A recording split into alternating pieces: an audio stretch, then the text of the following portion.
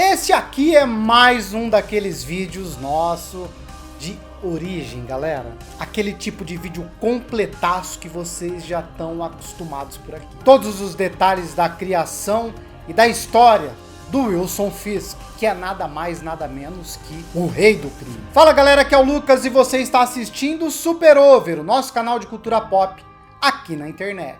Galera, o Wilson Fisk é com certeza um dos vilões mais memoráveis de toda a Marvel. E desde a primeira aparição dele, ele sempre foi aquela pedra no sapato, né, do Homem-Aranha e do Demolidor. Tanto que ele é o vilão daquela animação fantástica, Homem-Aranha no Aranhaverso. E também daquela série fantástica do Demolidor da Netflix. Vocês lembram? E agora também no MCU, na série do Disney Plus, Gavião Arqueiro. Então segue no vídeo que eu vou mostrar tudo, vou trazer tudo sobre ele aqui pra vocês. Lógico que eu vou contar com aquele like, essa série já tá acontecendo há algum tempo, graças ao apoio de vocês aí, através desse like fortalecedor. A gente já fez Homem-Aranha, Gavião Arqueiro, Venom, Toxina, muitos outros. Vou deixar inclusive vários vídeos sugeridos para vocês. É lógico que por conta desse apoio a gente vai continuar fazendo esse tipo de vídeo, então não esquece de se inscrever e ativar o seu sininho das notificações para os próximos, beleza? Vamos lá. O personagem do Wilson Fisk foi criado pelo Stan Lee e pelo John Romita, lá em 1967. Ele fez a primeira aparição dele lá na edição 50 do The Amazing Spider-Man. Wilson era o filho de uma família pobre de Nova York, e durante a infância dele, galera, ele sofreu infelizmente muito bullying, isso por conta do seu peso. Segundo o próprio Fisk, ele dizia que ele era uma criança gorda e impopular. E o primeiro assassinato dele foi cometido quando ele tinha apenas 12 anos de idade. E além de tudo isso, ele tinha um pai viciado em crack em casa, que batia muito nele. Então, por conta do bullying e desses problemas, ele decidiu ser o melhor em qualquer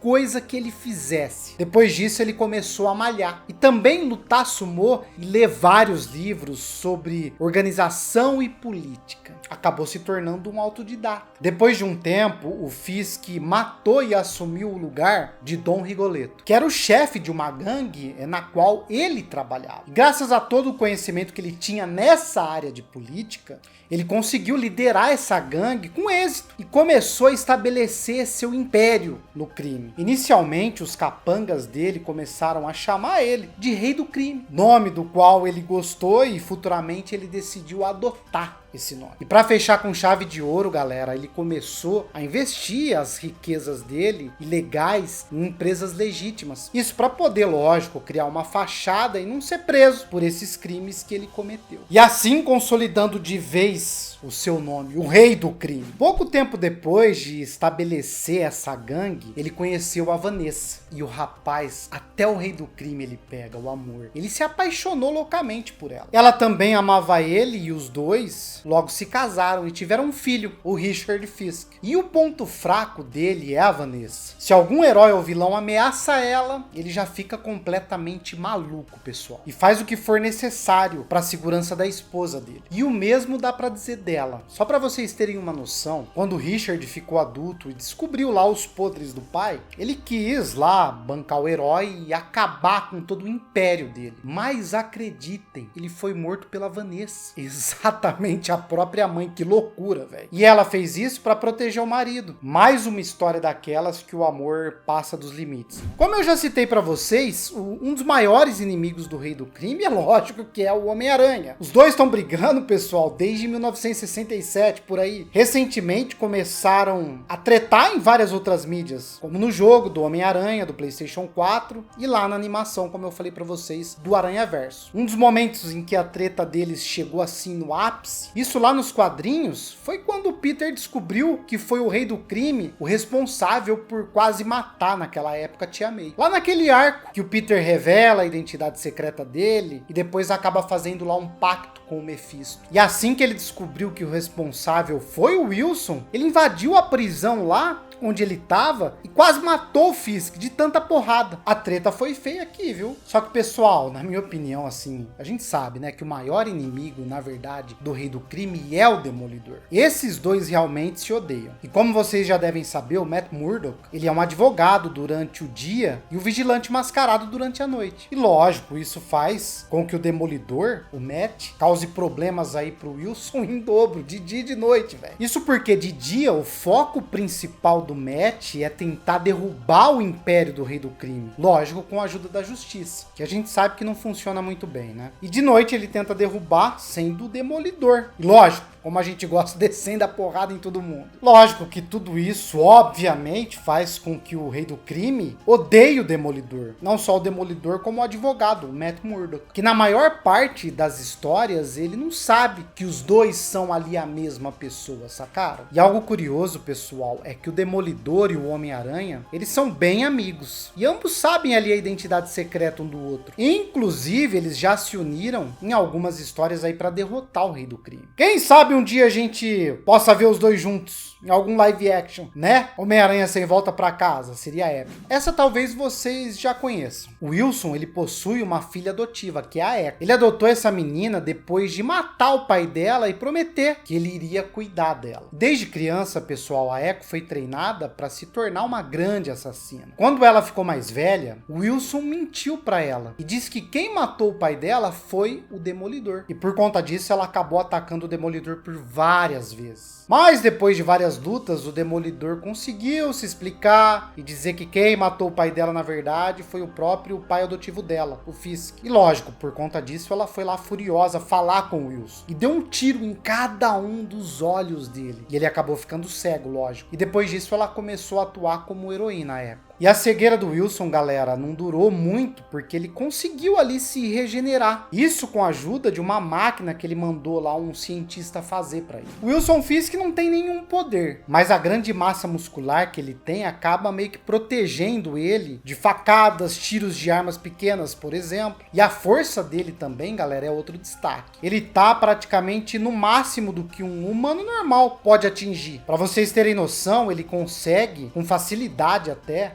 esmagar crânios, véio, arrebentar portas e aguentar pesos de até 500 quilos.